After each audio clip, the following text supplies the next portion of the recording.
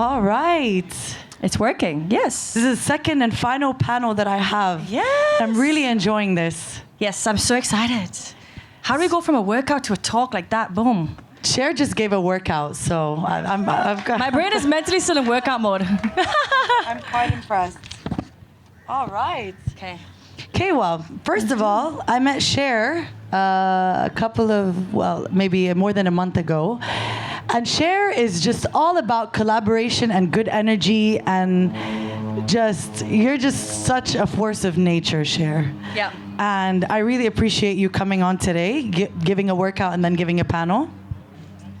First and foremost, would you like to tell us a little bit about yourself? Yes, introduction. Yeah. So, Cher, Coach Cher. I originally come from the UK, Newcastle, UK. I don't know if anybody's been to Newcastle. No? Okay, just me? You have? Wow. Yes, a lot of universities there. So I came to Dubai maybe 3 years ago now, just gone, so anniversary.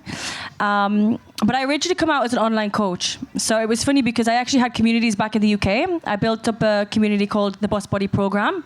In the UK? In the UK, yeah. Okay. So I had this for 4 years. It started because I was a personal trainer, working in my dad's gym, and then I decided to start doing fitness classes. So I used social media to grow them and built this community. COVID hit. After that, was like, okay, I have no community, no business, no plans of opening a gym, which I wanted to open a female-only gym. And then I thought, okay, now what? I have nothing, no business. So I moved to Dubai. I was doing online coaching for maybe 2 years. Built up an online, platform, programs, client base online, and then just took the leap to Dubai with a laptop and one suitcase. So, yeah, that was the journey. That's also a leap of faith, to be able to just... You came from Newcastle to Dubai. That's a... Did you know anyone here, or...? No. So the funny thing was, I actually come during COVID. So I kind of just took the leap back in the UK, and I was like, do you know what? I don't want to be here anymore. My mindset is too evolving, and I feel stuck and trapped, and I'm getting claustrophobic. So I decided to move out to Dubai. For 6 months, I got stuck here, which was the best 6 months of getting stuck anywhere ever. And then made a few connections, but it was just a whole new mindset. It actually happened by accident, and then I decided that this was my place to be. How would you differentiate the mindset in a place like Newcastle as opposed to the mindset in Dubai? I know it must be very different from each other. How would you... Yeah. How are people responsive to your business here as opposed to the response in a place like Newcastle? Yeah. So I don't know if anybody else is from the UK here, but I feel like, I'm not being biased, but obviously I'm born there, but I can say this. So I feel like, especially where I'm from up north, it's not like London and Manchester where people are like, they have a lot of opportunities and they have this growth mindset and they want to evolve and they want to connect. And people are just very stagnant. So I always used to get very agitated because I wanted to achieve things. I wanted to build stuff and I wanted to own stuff. And I was just like, I can't do this where I am. So I tried it, hence why I built the female-only community that I had. So we built it to 120 members a week, which was pretty crazy. And then I just kind of got stuck. So I'm like, I need to open something. I need to have a gym. I just want to keep going. And then obviously COVID hit. So I guess the mindset was that there's two ways you can look at it. If you have a growth and evolving and, adaptive mindset that you want to progress, you will be the top. So you will stand out. But using that mindset and taking it to somewhere like Dubai, you're kind of like a little fish in a big pond. So now you're around all these big performers, these influencers, these CEOs, these people that have communities, and you're like, this is my shit, So actually you can learn from these people, and I feel like, if you take that mindset and put it here, you'll grow fast also, as long as you're authentic and be yourself. So you started off at a gym. Yep. Right? You were coaching at a gym here after the online coaching. Then you moved here and you were a trainer at the gym. A woman's only gym? Yeah, female only gym. Okay.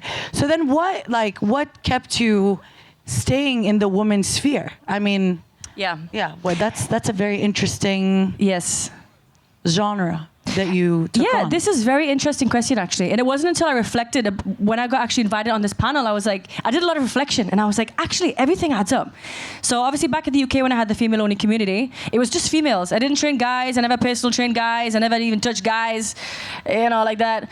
But when I come to Dubai, I was like, there's so many women, especially in this female-only gym that I worked at, that want to do more. Like, nobody's doing events. Nobody's building a community outside the gym. Nobody's connecting outside of the gym environment. So I'm like, okay, why can't I be that voice? Why can't I be the person that's actually connecting people together? Like, for example, the gym that I was working at was a totally different clientele to what I ever used to work with. So they were like, high-end, high status, high cultural, like, background, and I'm walking in like fresh off the plane, like, oh my God, I don't know about this culture. I don't even know what Arabs are. I don't even know what Muslims are, like, really. So for me to be in this new world, I'm like, I like this. I rate this. So how can I build on this, and how can I bring people together? And no one did it. So I thought, okay, let's do it. And so you said you've been here for 3 years and working with women. How would you say that the rate of community member growth, has it been like exponential? Has it decreased? Or do you see a lot of women like, no, I'm going to care about my body now? And we have a lot of energy we need to release, women, so it's good that we work out. Yes. It's funny. I think a lot of girls, like, no matter who you are, what background you are, what culture you are, what hierarchy you are, if you're the leader of XYZ, no one really cares when you bring fitness together. So you'll notice with the run clubs, you'll notice with the workout classes, you'll notice that if you go into there, no one cares about what you do, no one cares about what watch you're wearing, no one cares about anything. All they care about is you and helping you grow, helping you transform, and being one. So that's why I feel like the fitness environment, it brings a lot of people together that would never usually be together, and you kind of drop your ego, and that's where you start making connections, making friends. So I guess it was kind of taking people outside of these, networking events or outside of gyms and pushing them together in a fitness environment, and that's where organic friendships and social circles started to build. And people were like, actually, I'm just like you, and you're just like me. Let's work out together, So when I met Cher, one of the first things that you told me, which I really appreciated, was that it's the power of collaboration. And I've been in Dubai for about 1.5 years now, and I realized that there's quite a lot of people that like money. And sometimes it's not about money. Sometimes it's just about collaboration, because something will come out of it. And in fact, Ahmed Sam was brought to me by Cher because they collaborate all the time and they're buddies, and she's like, yeah, bring him on, and he brings her on, and I like that. And I think that you've done it so well that you've managed to become a leader in this space. So now the next question is, how are you holding that responsibility of having the biggest female fitness club in the country, basically? Yeah. I mean, the first thing is, because I don't know if this is a humbling thing, but I feel like a gift that people should always have is understanding that the more you give, the more you get back. And a lot of people don't see that, especially in Dubai. People are like, everything is that I have is mine. My clients are mine. My money is mine. That's it. Don't talk to me. What I'm doing is what I want to do. And I feel like actually when you collaborate, and I help you, you help me, but I don't want anything back. Everything comes back a tenfold anyways. So I feel like that's something that's missing here. Maybe something that I brought back from home, I don't know. Because I'm like, okay, for example, the LFG collaboration that I did. Yeah, I reached out, I actually started with the previous run club, and long story short, I thought, you know what? The number one run club that stands out to me is the LFG. And I'm like, nobody is collaborating with run clubs. Why? Why is everybody so selfish, keeping their own members to themselves, Actually, why don't we do a big-ass collaboration and make like the biggest run club on Kai Beach and take it over? I bring my community, you bring your community, and make something awesome. So, and from that, a lot coming back. And literally, we didn't get paid. We didn't ask for money. We just did it because we love people. We love the experience. We like to create experiences with people, and it's such a vibe. So as long as you understand the growth mindset, things will come back tenfold, And I'm gonna go. That's a good point. You see, this is it. So I'm gonna go back to when you first started as an online coach, back to technology. I personally, I don't know how I feel about online coaching. Mm-hmm. I think I need someone to kind of whip me into place. I'm quite lazy like that. How did you do it? How do you do it? And what's the trick of the trade, if you will? This is a very, very funny question. Also, go back to the self-reflection thing. For me, I actually don't enjoy online coaching. So I actually okay, I had the community. I went to open the gym. Everything was in person, right? Then I started doing Instagram workouts, Instagram lives, just because I think also as a leader or a business owner or entrepreneur, you have to be quick thinking. So one day you can be doing something and the next minute you're doing something else, and you just got to flow with it and understand like that's the future and that's the vision. And if you don't jump on it now, you'll miss the boat. Someone will be ahead. So I started doing the Instagram workouts, and then from there I'm like, the gym isn't going to open anytime soon. So what I need to do is online coaching. Which I got an online coaching mentor, spent thousands for this. But how did you start? Like, what was that starting point? What was the match where you just do you just have a public profile and then all of a sudden you're like, I'm an online coach? This is what how did it start? Yeah, so actually it was going through demand, right? Because I think if a lot of your clients or members or I don't know, clientele that you have, if they're asking you for something, you'd follow through. In business, you don't do what you want to do, you do what they want to do, right? You have to give service to the people that ask for it. If you don't, they'll just move on for someone else. So people were saying, the gyms are closed. Now let's start doing online coaching. And I'm like, okay, let's do online coaching. So I got a mentor, went down London, was doing all these like mentoring courses and things, and then completely evolved, which changed my mindset as well. It was very challenging, but it's not the fact that I enjoyed it, it's the fact that I did what people wanted me to do, and understanding that times change and you have to keep up with times. If you don't, you'll fall behind. And question to you, I obviously, AI, ChatGPT. Okay, I love ChatGPT. Everybody loves ChatGPT. But I feel like it's taking a little bit away from coaches. I know this, I have a friend of mine who asks Chat, like, hey, Chat, good morning. So what's my workout today?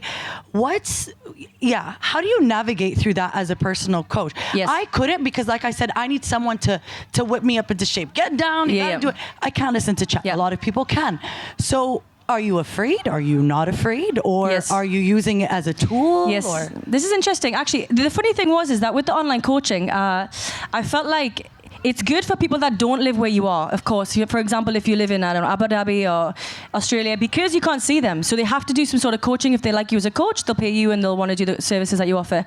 But people like connection. I think everybody noticed this in the crowd right now. Like when COVID happened, you were stuck at home.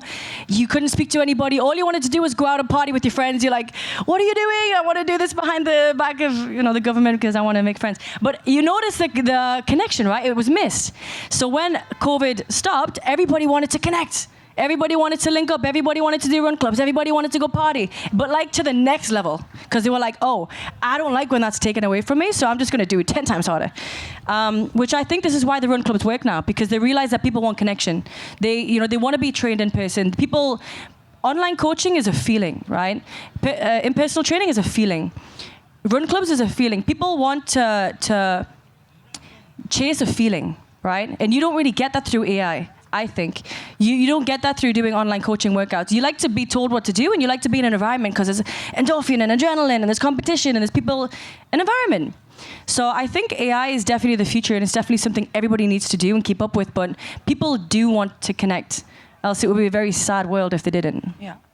And to talking about connection, you connected with Miss Eliza over there from the Netherlands, from Rotterdam, actually. My G. How did that happen? How was that connection made? So this is interesting, right? When I first moved to Dubai, I struggled to find female-only communities. I didn't want to join communities because I'm like, I don't like being in environments where people are judgy. They ask, like, first thing, what's your name? What do you do? What do you mean, what do? I do a lot of things. Like, what does that mean? Like, it's all about what do you do? How can you offer and benefit me? Now, I think a lot of people, especially in fitness, they match your energy and they become friends, right? And leadership comes from being the same person as somebody else, like dropping the ego. Let's be friends. Let's hang out. Oh, wait, you have a business. Wow, let's connect. You're my vibe. Let's do something together. That's usually how it works. And that's usually how you build strong relationships and businesses together. So when I met Eliza, I actually joined a run club about a year ago, and she met me on Instagram. So the way that I got the women's community was through an Instagram reel. It went viral. Funny enough, talking about technology. So Eliza jumped into my DMs and she's like, "Hey!" Wait! Before that, yes. Tell us about that viral video really quickly. I mean, the viral video. I was at a run club and I'm like, do you know what? These guys have got like nice teeth. These guys have got like nice tattoos, and I'm turning up 5 a.m. I don't like running at 5 a.m. I never did a run club ever, so I turned up up to this run club and I'm like, this is a brilliant Instagram reel. I'm like, let's make a funny video. So I'm like, Instagram, when you get up 5 a.m. for extra motivation, something like this. And I put like all these snippets of these guys running at 5 a.m. down Cow Beach. So I'm chilling at like at the cafe and I'm just getting like 1 million views, 2 million views, 3 million views, 4 million views. And I'm like, yo, 5 million views. So I have a girl that works for me in the Philippines, Ellen, and basically she runs my Instagram account. So if anybody's DM me, it's probably her. And probably for Eliza as well. And I said, Ellen, listen, I don't know what's going on, but we're getting 300, 400, 500 messages a day. We need to like start jumping on these, messages like, how do I join this run club? Do you offer female-only run clubs? Do you offer female-only events? That's actually how the women's club came about, by the way. This was back in January. So I jumped on the idea. I said, okay, Ellen, yeah, let's get all these girls into the female-only community. There's a lot of requests for female-only, a lot of girls that wear hijab. Now let's create something like this. So that's when I started to making the events in my own run club. Now, the thing with Eliza, I took a video in my apartment like, good morning, guys, let's go, it's Friday, get your run club workout in. And Eliza's like, girl, you are literally in my apartment. And I'm like, what do you mean I'm in your apartment? She said, like, bitch, you're in my house. Because that's how we talk. She said, you're in my house. I said, oh, you live 4 doors down from me. She's like, yes. So anyways, I knocked on the door and I'm like, hi, let's be best friends.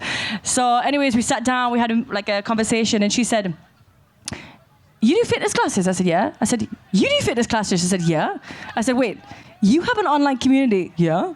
I have an online community. Let's create something awesome. And she was like, yeah, let's do it. So that's how we made Hairspace. Amazing. And Her you place guys to are elevate. 1 year strong now. But the That's thing really is, cool. me and Eliza, this is the whole like leadership and business, and like Eliza even said to me, we had a really, really transparent conversation. She said, look, I don't actually like I said, I don't like being in partnership with people because I don't trust people when it comes to business because they steal your ideas. Nothing's 50-50. People, put more in effort than the other. Like it's tough. It's like a boyfriend and a girlfriend. You're like, listen, I love you. This is what we need to do. This is what you need to do. Let's work it out. And if it works, it works. If it doesn't, it doesn't. So actually with Eliza, we both are very similar. High energy, like very like on it. I finish her sentences, she finishes mine. But she's very strategic and I'm very like fast-paced, in the moment, impulsive. So she's like, whoa.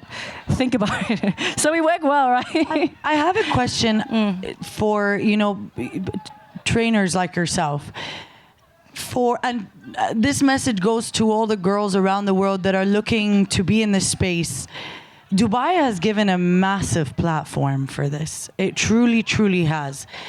What is, something you would recommend to these girls in Newcastle, in Wales, I don't know, somewhere in Edinburgh? Like, what is something you would recommend to them to take the same leap of faith as you did? And obviously now you reached to where you are. What would be that message? I don't think this is a message. I actually think, like I said, I've done a whole evaluation when I had this meeting. So I'm like, actually, what makes a good leader? What grows a community? What actually entitles collaboration? What is that? Where does it come from? And I actually think it comes down to like 5 top skills, right? The skills. Because anybody's a good leader. Like if you are a hairdressing salon or if you have aesthetics or if you have a run club, it actually comes down to skill sets. So I think it's about being authentic. And whatever you do, you can be a good leader, you can grow a community. Be yourself, yeah? I think it's about empowering other people. So don't, listen. What are people telling you? Listen to what they say. Take into consideration people's feelings, right? People are inspired by people make them feel a certain way. If they can visualize a journey or a transformation with you, they follow you, no matter what you say, right? It's about, emotional intelligence, right? Like, for example, listening, feeling what they feel. I can't suggest anything because it's a skill set, right? Like, it's about showing people their superpowers, not showing them what yours are. Right? That's what makes a special person. It makes a leader. And not wanting anything in return, just letting them do their thing, telling them how amazing they are, how to motivate them, and the rest follows. And to close this up, I asked Ahmed the same question. Do you feel like you have some sort of social responsibility towards your community? Do both of you feel that you have this social responsibility that when one of the girls is down or just not feeling it, maybe dealing with something to motivate them, to lift them back up and be like, let's go? Yeah, I mean, it goes down to passion, doesn't it? Because not everybody wants to create female-only events, right? But it depends which way you look at it. If you look at it like a leadership point of view, I always say that people, you might inspire someone without someone telling you. So, for example, you might say something that might motivate somebody, right? Without you even knowing. You just showing up to work that day is like, shit, this girl's actually going through something and she's still showing up. But to you, you feel down. So actually, you could be a good leader without realizing. What was the question again? What was the last bit? No, it's your social responsibility. Okay. Do you care for them? Do you message them? Do you call them if they're like, I don't want to come, I'm not feeling well? Like, you feel that you have that? Yeah, it comes from the motivation, wanting to help people move forward, wanting to help people progress, wanting to motivate people. Like, that's my passion, no matter what I do, no matter what industry it's in. So I guess it's about reading the room, feeling people's energy, and being the motivation, being the voice. Like, come on, you can't do it. What's on your mind? Come on, let's do it together. Let's go for the run together. Let's do the events together, because that's what a great coach is. It's about sensing the room, reading the room, feeling the energy, and knowing that you can help somebody become better. I love that. Amazing. Thank you so much, Cher. Thank you. Follow us on Instagram, Her Space. Yeah, please do. Shape Up Women's Club. Shape Up with Cher, Her Space Method. It's a joint collaboration between Eliza and Cher. And the Women's Club. And then the Women's Club. So there's 3. You ladies are welcome to join. And also, for those who would like to explore the UAE, I know that Cher has taken a bunch of ladies to Hatta and some hiking in the mountains and so on and so forth. So if you're looking to explore some nature, this is where you need to go. We do a lot of collaborations with different companies. We do everything. Yoga, Pilates, reformers. Everything you can imagine, we do it. So you're welcome. Yay. Thank you. All right. Thank you so much.